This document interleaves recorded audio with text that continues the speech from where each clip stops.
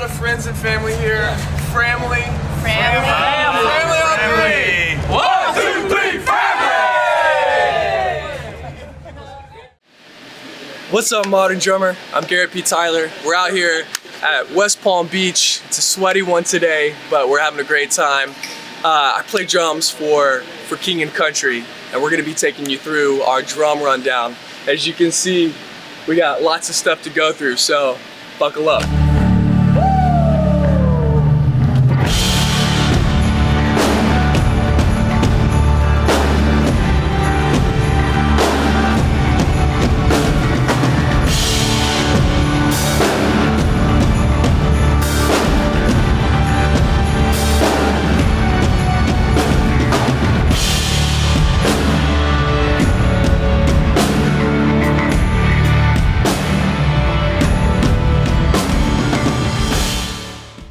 Man, where to start? Let's start with shells. So the thing I love about the drums I play, I'm endorsed with a lot of different companies, but the one thing I don't like to be endorsed by is drums, just because I love playing so many different drums. And so on this tour specifically, we've got a few different shell combos going, but the kit is a Maple Franklin kit. Shout out to Franklin Drum. Will Chapman and the homies made a beautiful kit for this tour with the matte black finish. But yeah, we have a 22x14 kick drum. We've got the 13-inch rack, 16 floor. I'm endorsed by Evans Drumheads. I can hit hard, but I really like the drums to sing, so I like a thinner head personally. So we're running the UV1s across my snare, both toms, and then on the kick we're running an Evans E-Mad. So coated but thin, so you can get the most resonant out of the drums. On the bottom we're running clear G1s, and then yeah, this side snare head we've got heavyweight, just because I want it to be really super dead and super tight. But as far as the snares go, man, I picked this up. It's a raw brass. It's a company called Blackbird. And it's literally a workhorse. It's a 14 by 6.5, and I use it for almost everything. It just snaps, it cuts. Obviously for King, we're mainly in arenas and big amphitheaters, so I want drums that are gonna like really punch and just poke through, kick the mix. And so, yeah, raw brass. And then the side snare is a Pearl Utility popcorn snare. And that's a 12-inch in diameter. And I've got it pretty cranked. Yeah, and then for dampening on these, I've gone through a few things. I still use drum dots quite a bit, but I wanted something that when I hit the drum, it would kind of like breathe a little bit and then dampen it. So we're using the snare weight leather M80 dampening across all the drums. But yeah, moving on, I endorse DW Hardware. I love their 9000 series, as you can see, running the plastic side on the kick beater just to get a little more click attack out of the kick drum. And then cymbals, man. Funny enough, my first endorsement I ever got was with Peisty Cymbals back in 2018.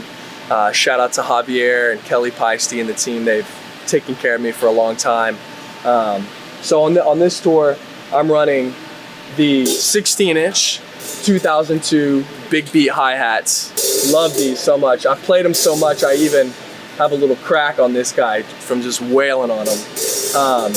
My left side crash is a 20-inch dark crash ride. It's my main crash. I ride on it just a few times, but it really cuts through the mix dark. I was running a 22-inch Masters dark ride, but I had cracked that. I called Javier and was needing a replacement. Didn't have a dark ride in stock, but he's like, man, I have something even better here at the factory.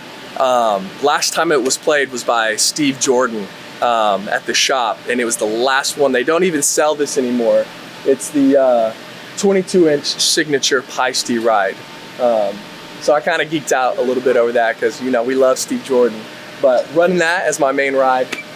And then over here on the right, I do a lot of like swells on it, accent crash. It's thinner. It's the Masters 20-inch thin crash by Peisty. And yeah, man, super pleased. We've had this kit for a little over a year now, and it does the job so well. Can't forget though, I endorse Vic Firth sticks. Shout out to Joe Testa and the team. Out here, I use bigger sticks again because we're in big rooms. Need to get as much volume as I can. I'm running the Extreme 5Bs. They're basically tree limbs, but gotta work on my guns somehow, you know. Gotta keep me lean. We're gonna do a little bit of a drum off between Mr. Garret P. Tyler and my little brother, with yours truly on the camera. Let's see how we get on here. Come on, Garret.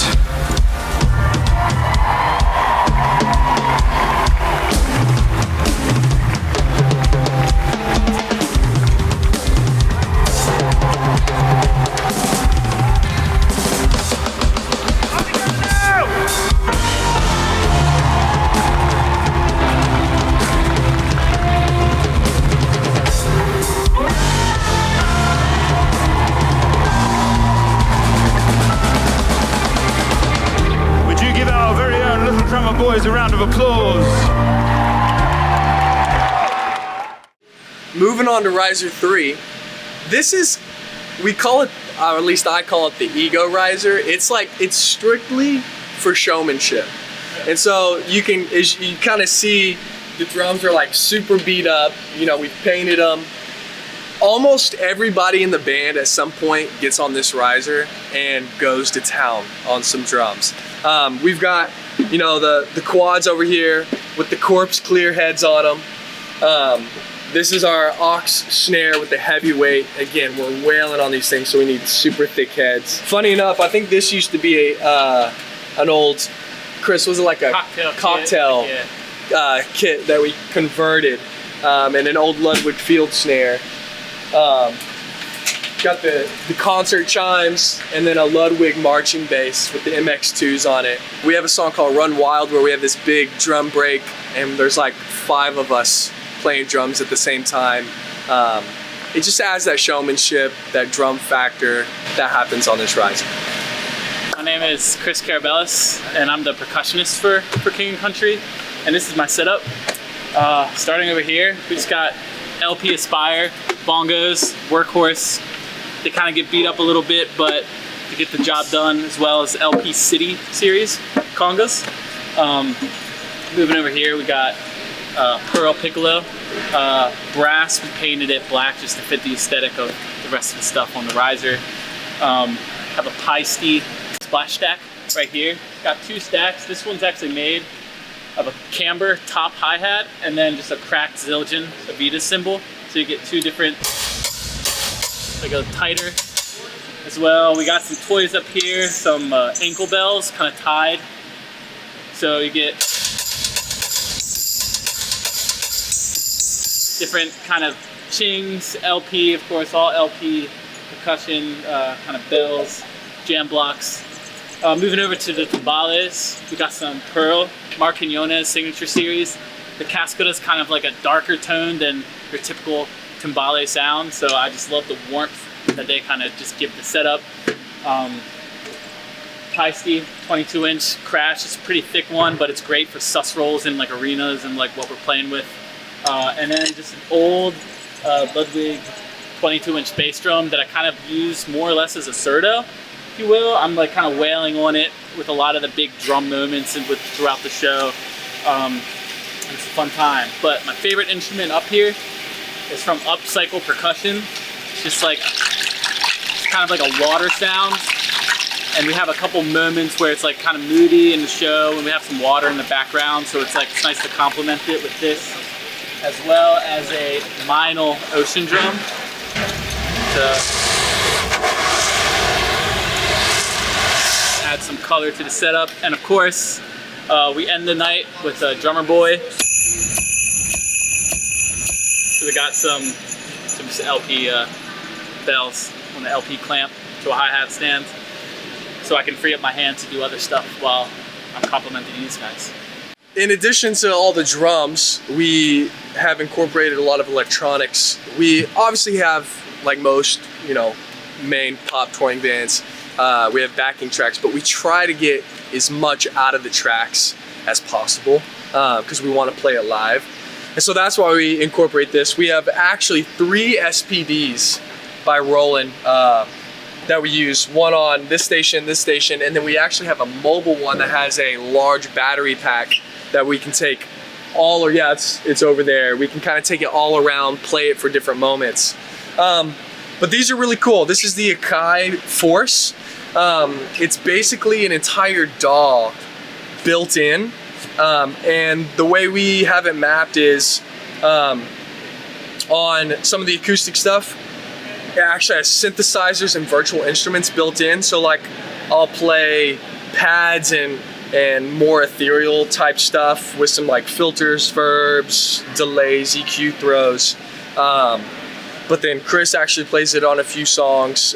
Vince plays it on some songs. I used to on another tour before this one, but songs like Love Me Like I Am, Relate, For God Is With Us, we're running, you know, like all the electronic drum sounds, we're playing those live. Whereas like most guys might, in a pop scenario, have triggers on the acoustic drums and they're triggering those at the same time. We are playing them simultaneously. And so it's cool because it brings more of a live element rather than just layering it in with the track or something. So yeah, like on Love Me, we got like 808s and snares, or we take strings out of the track and we chop them up into loops and we play those live. But basically trying to, like I said, get stuff out of the tracks and create a live element to some of the stuff that we couldn't necessarily hire out players to do. And then the same thing with the MPC. It's just a more condensed version of the Akai Force. You got the Akai MPC, classic sample machine. I personally play this on a song called Cheering You On. And this one is predominantly loops, whereas obviously this one has 64 buttons. You can get way more into the weeds. You're using way more fingers to do a lot more work. This one's a little bit more straight up, single sample at a time. And it's fun, man. The sky's the limit with these things because you can chop up, you can layer, you can affect as much as you want. And it's just a fun way to incorporate electronics into the set. Last but not least, we have our concert bass drum, which is a Frankenstein of a drum. In the comments, if you guys can take a look and let us know what kind of drum this is, we'd greatly appreciate it. But it's been on so many tours. It's been beat up, painted, repainted, dropped, broken, and Mason, our tech, just keeps fixing it. But this thing, just like Riser 3, is a big impact moment. Joel literally like throws it on his shoulder and like plays it at the end of Drummer Boy. Adds another show element. But we actually took you said there's burlap under it? So there's an actual head underneath this leather you can see. Our aesthetic is black, so we took leather, strapped it down, stretched it out to kind of like make it a little bit more dead and durable. It's just this big woof. It sounds awesome.